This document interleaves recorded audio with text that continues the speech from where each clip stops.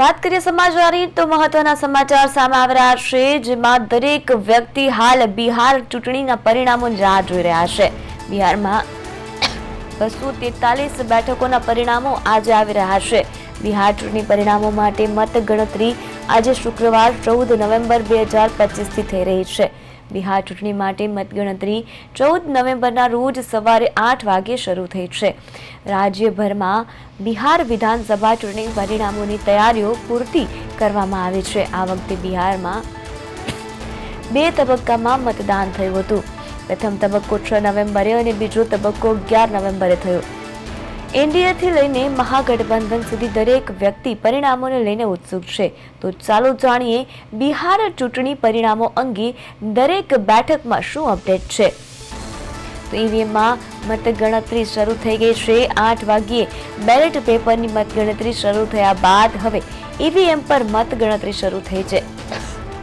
NDA અને મહાગઠબંધન વચ્ચેનું અંતર વધ્યું છે। એનડીએ 70 બેઠકો પર અને મહાગઠબંધન 43 બેઠકો પર આગળ છે, જોકે ભાજપ અને આરજેડી વચ્ચે બરાબરી છે। તેઓ 35 બેઠકો પર આગળ છે, જ્યારે એઈમ 1 બેઠક પર આગળ ચાલી રહી છે।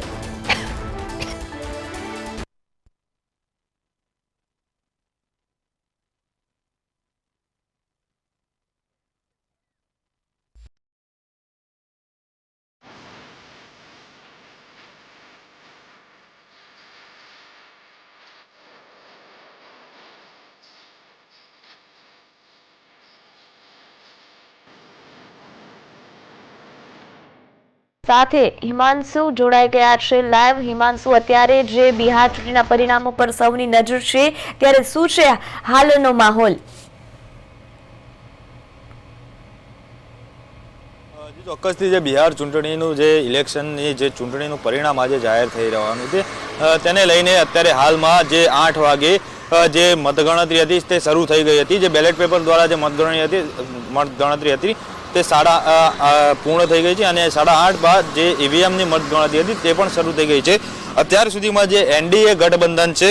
અને જે મહાગઠબંધન છે તે બંનેની વચ્ચે એક અંતર વધ્યું છે, જેમાં એનડીએ છે તે 70 બેઠકો પર અને મહાગઠબંધન છે તે 43 બેઠકો પર આગળ છે। અને જોકે ભાજપ અને આરજેડી વચ્ચે જે બરાબરીનો જે જંગ છે અત્યારે હાલ જોવા મળી રહ્યો છે। અને સાથે સાથે જે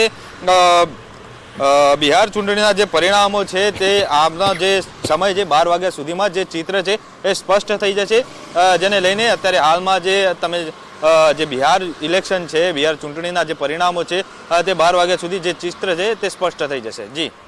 જી માનસુ, અત્યાર સુધીના જે પરિણામો છે તેના પરથી શું લાગી રહ્યું છે, કોણ મારશે બાજી? જી ચોક્કસથી અત્યારે હાલના જે શરૂઆતી વલણોને જોતા લાગે છે કે જે એનડીએ છે, એનડીએ આ જે સરકાર છે પોતાની સરકાર બિહારમાં બનાવી શકે તેવા વલણો દેખાઈ રહ્યા છે। પરંતુ હજે 12 વાગ્યા સુધી જો પરિણામ ન આવે ત્યાં સુધી આપણે કહી ન શકીએ કે કોણ સરકાર બનાવશે। જે શરૂઆતી વલણોમાં જે આગળ દેખાઈ રહ્યા છે તે પાછળ પણ જઈ શકે છે અને જે શરૂઆતી વલણમાં જે પાછળ છે તેઓ આગળ પણ જઈ શકે છે અને કોઈની પણ જે સરકાર છે તે બને તે 12 વાગે જે ચિત્ર છે તે સ્પષ્ટ જોવા મળી શકે છે। જી, અત્યારે એનડીએ અને ઇન્ડિયા ગઠબંધન છે, બંને વચ્ચે બરાબરીની ટક્કર થઈ રહી છે, શું કહેશો તેના વિશે? જી, અત્યારે હાલમાં જે શરૂઆતી વલણોમાં જે એનડીએનું જે ગઠબંધન છે, એનડીએ જે છે તે અત્યારે હાલમાં 87 બેઠકો પર આગળ ચાલી રહી છે અને જ્યારે મહાગઠબંધન છે, મહાગઠબંધન અત્યારે 43 બેઠકો જે છે તેના પર આગળ જે ચાલી રહ્યું છે। પરંતુ જે તેઓ છે એક બરાબરીની 35 સીટો છે તેના પર આગળ દેખાઈ રહ્યા છે। એટલે ક્યાંક ને ક્યાંક જોઈ રહીએ કે જે ચૂંટણીનો જે જંગ છે અત્યારે હાલમાં જે એનડીએ અને મહાગઠબંધન વચ્ચે જોવા મળી રહ્યું છે, જેને પગલે જે આગળ જે શું ચૂંટણીના જે પરિણામો આવે છે અને કેવા પરિણામો આવે છે તેને લઈને રસાકસી આવનાર જે 1-2 કલાક છે તેમાં જોવા મળી શકે છે। જે એક્ઝિટ પોલમાં જે જાહેર કરવામાં આવ્યું હતું એવું બતાવવામાં આવ્યું હતું કે ક્યાંક ને ક્યાંક એનડીએ આગળ છે, અને અત્યારની પણ આપણે જો નજર કરીએ તો અત્યાર સુધીના પરિણામો પણ એનડીએ ક્યાંક ને ક્યાંક આગળ જણાઈ રહી છે, ત્યારે શું કહેશો કે શું એનડીએ છે બાજી મારી શકે એમ છે? જી ચોક્કસથી અત્યારે જે એક્ઝિટ પોલ આપવામાં આવ્યો હતો એ એક્ઝિટ પોલ પ્રમાણે જે અત્યારે હાલમાં જે ચૂંટણીના જે મતગણતરી શરૂ થઈ ગઈ છે એ મતગણતરી જે શરૂ થઈ ગઈ ત્યારબાદ આપણે સ્પષ્ટપણે જોઈ શકીએ છીએ કે એક્ઝિટ પોલની જેમ જ જે મતગણતરી શરૂ થઈ ત્યારથી જ જે એનડીએ છે એનડીએ પોતાની જે જગ્યા બનાવી રહી છે અને જે સતતના સતત જે મતગણતરીમાં તે પોતાનું સ્થાન બનાવી રહ્યું છે અને આગળ જે છે અત્યાર સુધીમાં જે પાર્ટી છે જે એનડીએ છે એ એનડીએ અત્યારે હાલ આગળ જોવા મળી રહ્યું છે એટલે સ્પષ્ટપણે કહી શકીએ કે જે એક્ઝિટ પોલ છે એક્ઝિટ પોલની નજીકમાં જ જો જે છે એનડીએ એ પોતાની સરકાર બનાવી શકે તેવું સ્પષ્ટપણે આપણે વલણ જોઈ શકીએ છીએ જી માનસો આ વર્ષે મતદારોનો સૌથી મહત્વનો મુદ્દો કયો છે જેમ કે રોજગાર છે બેરોજગારી છે કયા મુદ્દા પર સૌથી અત્યારે આગળ છે અત્યારે હાલમાં તો જે બિહારમાં જે માહોલ છે તેમાં આપણે સ્પષ્ટપણે એક વલણ જોઈ શકીએ છીએ કે ત્યાં જે મુખ્ય મુદ્દો છે તે બેરોજગારીનો છે અને બેરોજગારી સહિત જે નોકરી છે તે બિહારના લોકો અન્ય રાજ્યોમાં પોતાની જે રોજગારી મેળવવા માટે જતા હોય છે પરંતુ જો એનડીએ સરકાર છે એનડીએની સરકાર બને તો ત્યારબાદ જો કોઈ બની શકે કે તેઓ રોજગારીના મુદ્દાને લઈને જ જો તેઓ આ ચૂંટણીમાં ઝંપલાવ્યું હોય અને લોકોને જે વાયદાઓ આપ્યા હોય કે જો તમે અમારી સરકાર બનાવશો તો તમને જે રોજગારી છે રોજગારીની નવી તકો ઊભી કરવામાં આવશે જે ચોક્કસથી આપણે કહી શકીએ કે અત્યારે હાલમાં જે બિહારમાં છે મોટો મુદ્દો છે રોજગારીનો તો તેના પણ અત્યારે હાલમાં જે ઇલેક્શન છે એ યોજાઈ રહ્યું છે અને જે મુખ્ય મુદ્દો છે એ રોજગારીનો જોવા મળી રહ્યો છે જી હિમાંશુ અત્યારે એવી કઈ બેઠકો છે જેના વચ્ચે હાર અને જીતનો જે તફાવત છે તે ખૂબ ઓછો જણાઈ રહ્યો છે બંને વચ્ચે ટાઈ થતી હોય એવું કઈ પક્ષો છે જી અત્યારે હાલમાં તો જે આરજેડી અને જે બીજેપી છે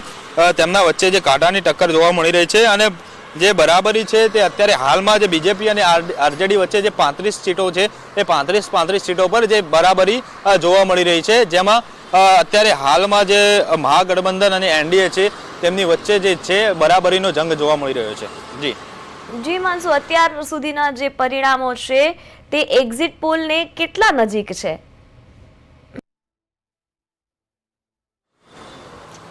અત્યારે હાલમાં તમે જોઈ શકો કે જે પરિણામો છે અત્યારે હાલમાં જોવા મળી શકે છે કે એનડીએનો જે એક્ઝિટ પોલ હતો જે એનડીએનો જે એક્ઝિટ પોલ આપણે જોવા જઈએ તો હાલમાં જે છે તે અત્યારે હાલમાં 111 બેઠકો પર જે એનડીએ છે અત્યારે આગળ છે અને સ્પષ્ટપણે જે 35 બેઠકો છે તેના ઉપર સ્પષ્ટપણે આગળ છે પરંતુ જે રસાકસી છે કે કઈ સીટ ઉપર કઈ રીતે કોણ આગળ જાય છે અને તેને લઈને આગળ જે આગામી જે મતગણતરી થઈ રહી છે તેને લઈને આગામી સમયમાં જે ચિત્ર છે સ્પષ્ટપણે આપણને જોવા મળી શકે છે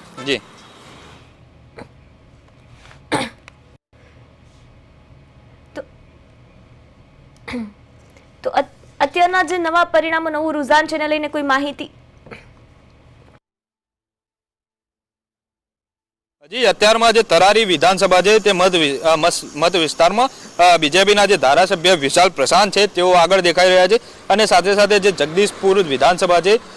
જે મત વિસ્તારમાં જેડીયુ એમએલસી શ્રી ભગવાન આગળ દેખાઈ રહ્યા છે અને જે શાહપુર વિધાનસભા છે તે મત વિસ્તારમાંથી અત્યારે આરજેડીના જે ધારાસભ્ય રાહુલ તિવારી છે તેઓ આગળ જોવા મળી રહ્યા છે અને આરા વિધાનસભા જે મત વિસ્તાર છે ત્યાં બીજેપીના ઉમેદવાર સંજય ટાઈગર જેઓ આગળ જોવા મળી રહ્યા છે અને બેગુસરાયમાંથી બીજેપીના જે ઉમેદવાર કુંદન કુમાર છે તેઓ પણ આપણને આગળ જોવા મળી રહ્યા છે